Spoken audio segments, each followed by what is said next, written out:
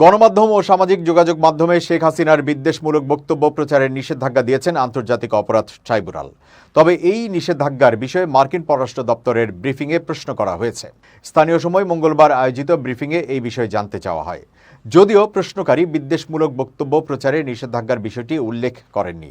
তিনি শুধু বক্তব্য প্রচারের উপর নিষেধাজ্ঞার বিষয়টি উল্লেখ করেছেন। ব্রিফিংয়ে প্রশ্ন করা হয়, সাবেক প্রধানমন্ত্রী শেখ হাসিনার বক্তব্যের উপর বাংলাদেশের আন্তর্জাতিক অপরাধ ট্রাইব্যুনাল নিষেধাজ্ঞা দিয়েছে। বিষয়টি সাংবিধানিক অধিকার লঙ্ঘন এবং বাক স্বাধীনতা পরিপন্থী। এ বিষয়ে আপনার মন্তব্য কি? মার্কিন পররাষ্ট্র দপ্তরের ওয়েবসাইটে বলা হয়েছে, এই বিষয়ে প্রশ্ন করা হলে তা নিয়ে কোনো মন্তব্য করতে রাজি হননি দপ্তরের মুখপাত্র ম্যাথিউ মিলার।